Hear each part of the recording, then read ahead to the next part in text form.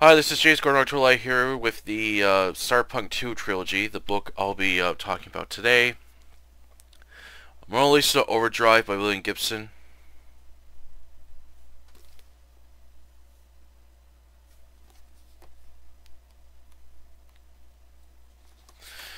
This was first published by Victor Golaz in 1988 in Great Britain. This edition is from Grafton from 1989.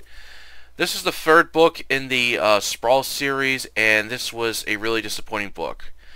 I was hoping Gibson would make up for this novel with for his previous book, Count Zero, which I felt was a step backwards, and for this is even going more backwards than forward. I did not enjoy this book at all. It is the whole plot is just boring and at times confusing, as I was really scratching my head towards the end of the book trying to figure out how all these characters are somehow linked to each other. It really didn't make any sense. It's very featureless. Like, there is very little detail with what this world looks like, and I had so many issues with this book. Like, Gibson doesn't have the characters interacting with the world. He doesn't describe what it looks like, and for the most part, it feels so dull and boring. I was not enjoying this book at all. And I felt what would have been more interesting if Gibson followed the plot of Kumiko's father instead. As at the beginning of the book, he's take his daughter somewhere else to be safe, as there's a Yakuza war going on in Japan. That would have been more interesting to read that, but no, Gibson doesn't do that. Instead, he has to follow these other characters, which I couldn't care for. And they don't offer anything interesting. They all feel flat, boring, unlikable. They have no personality. Oh man, I was just really bored with this book, and there's nothing interesting about it. The whole time reading this thing is like there's nothing memorable about it. It's kind of like the same issues I had with Virtual Light. It's like the same issues I had with that book, where it's so boring. It's like featureless. It's like looking at a plain concrete wall with nothing interesting to look at. It's the same thing with this book. And I was like, okay, is Gibson gonna maybe pick up the pace or add more to it towards the end? No, he doesn't do any of that. And the ending, I was just really bored, and I was like, this sucks. So starting off with the Cyberpunk 2 trilogy with a dud. And I'll explain more in my review of my other problems and issues I have with this book. And overall, this Sprawl, the first book in the Sprawl series, Neuromancer, is probably his only good work so far. The two sequels he wrote, are not good. That's my other problem. He's not good at writing sequels or action set pieces, and I wish he would really learn to write a proper sequel and have action set pieces. But I'll explain more about that in my review. All right, on to the book review. Plot. On a flight to Heathrow, London, a powerful Yakuza boss, Mr. Yanaka, is taking his daughter, Kumiko, to London for protection, as he's in the middle of a mob war with other Yakuza bosses. Upon arriving, Kumiko is picked up by Pito, a trainer who is also a powerful member for the English mob. Driving in a Jaguar along the M4 highway, Pito makes a small talk with Kumiko as she's mostly quiet, thinking about her mother who passed away and is dealing with loneliness. They reach an apartment in Nothing Hill where Kumiko will be staying on the top floor. Pito brings all of her luggage into the room, and she spends most of the day doing nothing. While staying in this flat, she also meets Swin, who is another associate of Kumiko's father. Both men have Sally Shears, a old yet tough woman, to be her personal bodyguard while taking her out to visit stores and eating in restaurants in London. While getting to know Sally more, but she notices both Swin and Peter acting strangely, along with Sally warning her not to trust both men. Then one night, Sally overhears the two men are planning on holding Kumiko hostage and use her as a bargaining chip to surrender to the rival Yakuza boss. Sally awakens Kumiko, telling her to get her stuff as the two flee and hit for New York. Sally reveals her real name is Molly Millions and used to be a razor-fingered mercenary before retiring, as she traveled the world doing different jobs for people. She goes searching for Henry Case, her ex-boyfriend and skilled hacker. However, he's dropped off after doing a job with rumors he's hooked himself up to cyberspace, unwilling to accept his old age and fearing he'll never be able to jack in again. While Sally goes looking for Case, Kumiko becomes entangled in a deadly plot to kidnap a famous model, Mona, with a hooker, Angie, who's obsessed of becoming Mona. Meanwhile, in New Jersey, Slick Henry lives in an abandoned factory known as Dog Solitude. He's an ex-car thief who suffers from memory loss as punishment as he loses 5 minutes of his memories. He spends his days working on metal robot sculptures. While in the middle of his latest project, a Dodge van appears. Stepping out is Kid African, Little Bird, and Cherry. They offer Henry a job but won't say what it is, as they want it to be kept a secret since this is the only area that's safe. In return, Henry will be paid for his services as he owes Little Bird. As Henry is doing his best to keep the factory in good shape and the heaters working as it's getting cold to ensure the guests are comfortable as possible, but he begins questioning Cherry who the person is that's being kept here. Cherry reveals the person is the Count, real name Bobby Newmark, went missing and was discovered in Mexico after getting addicted to a drug that rendered him in a coma. The only thing that's keeping him alive is a super capability cyber bio hard drive alpha, which allows him to live on in cyberspace but needs to be looked after in the real world to ensure his body is still functioning.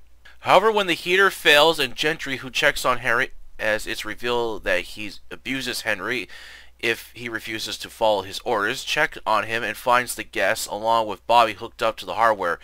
He nearly gets himself killed from trying to jack into it as they have to get Bobby somewhere safe and warm quickly. Little Bird goes to get a truck as everyone else is trying to stay warm in the freezing cold.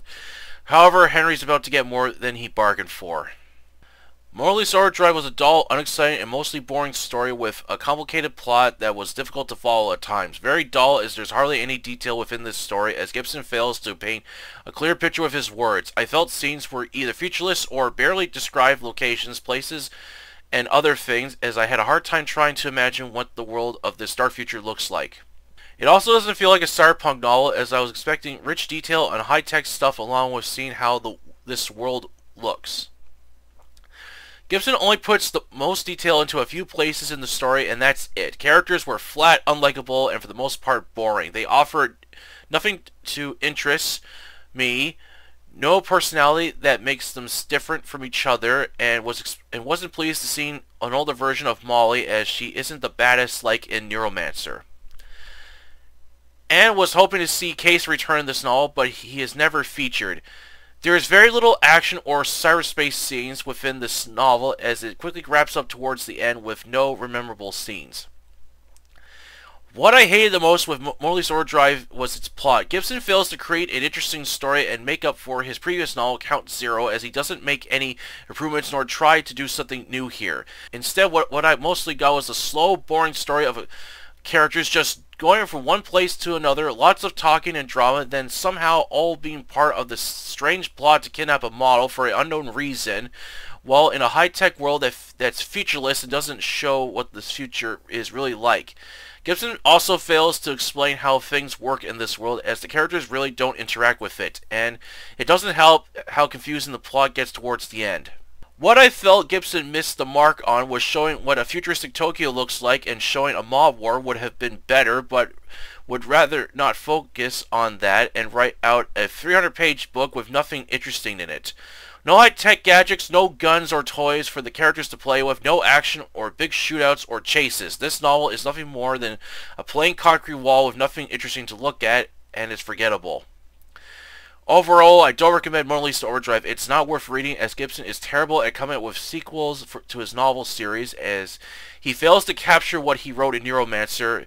It shouldn't be this hard to write a follow-up to a great novel like that, but once again he goes even further backwards than forward with this one. Just stick with Neuromancer. It's the only cyberpunk novel by Gibson that's worth reading. Don't bother with Count Zero or Lisa Overdrive. Not worth reading those two. And that's it for the review today. I hope you enjoyed. Yeah, this book, starting off the Cyberpunk 2 trilogy, was a real, just, absolute shitty start. I tried this book a very long time ago, and I didn't get far in it. So this time, when I decided to reread it to go even further with it to see if it gets better or not, it doesn't, unfortunately.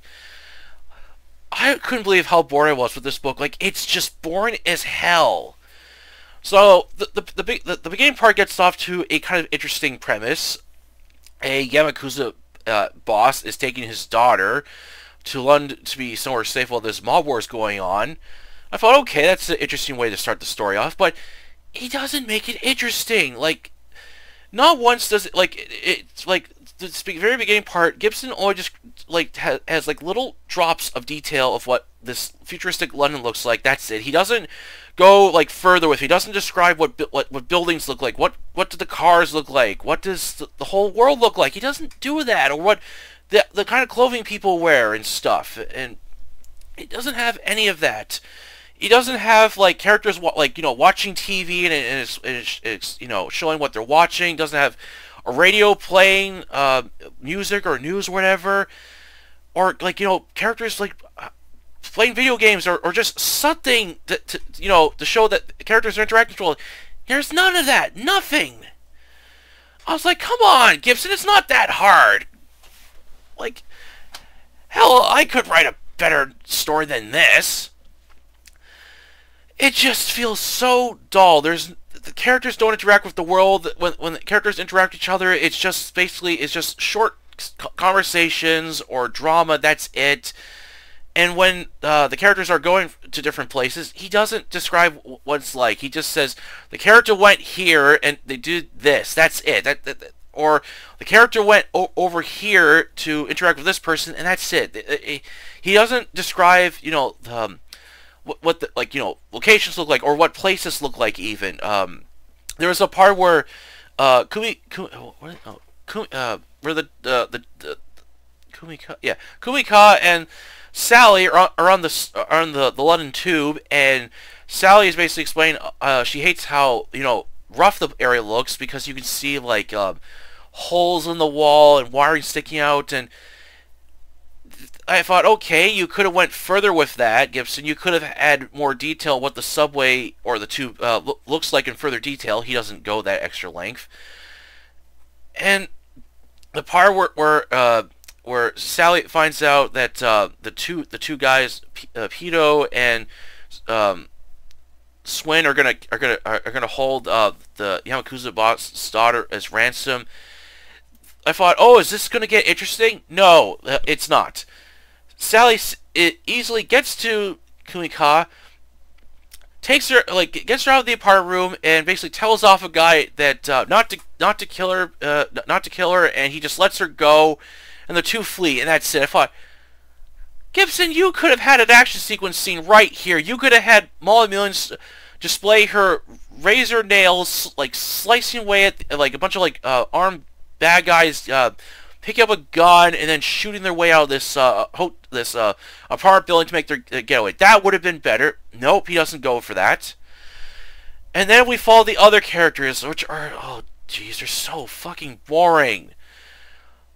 The Henry Slick character I really did not care for. It's just basically this guy who lives in this abandoned factory that just spends most of his day making sculptures as he suffers from memory loss as punishment from being a car thief. And I thought, that's really excessive, if you ask me. Like, why do you need to erase a person's memory every 5 minutes just because they're a car thief? Like, I just felt I just didn't really like that. And when he has to like look after Bobby Newmart, another character from Count Zero, who just like he's most of the book, he's just lying on a stretcher and he's like overweight because he cannot look after his body. He has to be looked after in the real world as he's like in a coma, and the only thing that's keeping him alive is this cyber implant. And this whole thing was just boring. I thought, this is just really boring. And then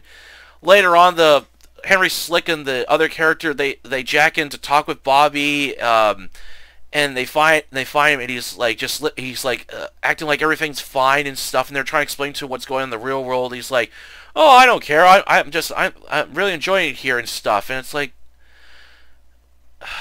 I just felt these scenes were really just boring, and I thought, can it be like something more to this? I felt this whole scene was just boring. I wish Gibson had something else instead. And then the other characters that the story follows, a hooker who's obsessed with a model is with some criminals. They're going to kidnap a model, and in the process of making her look like the model to take her place. And it's like, why are they doing this? It's never explained, and then the ending where it's revealed that all these characters are somehow connected to each other, and it's all part of this conspiracy. I thought, this doesn't make any goddamn sense. What is going on here? Oh, this book sucked. It's so goddamn boring. I was like, Gibson, this is the best you can come up with for your sequel? Like, the only good thing about it is the title. That's a... The Lisa Overdrive. That's a great title, but the story sucks. I felt this could have been way better. He could have made it a way more interesting story. Could have come up with some better characters and some more interesting action set pieces. He could have done that, but no, he doesn't go there. And when Sally goes looking for Case, I was thinking to myself, oh, is Henry Case going to make an appearance in this book? No, he doesn't. He's only mentioned, and that's it. I thought, I was really bummed, but then I thought, and then again, if it did feature him, it'd probably be an old man who probably can't do much anyway. So I figured probably it's better that he doesn't show up in this book. I just really hated this book. There was nothing I liked about it other than the name. But it's so...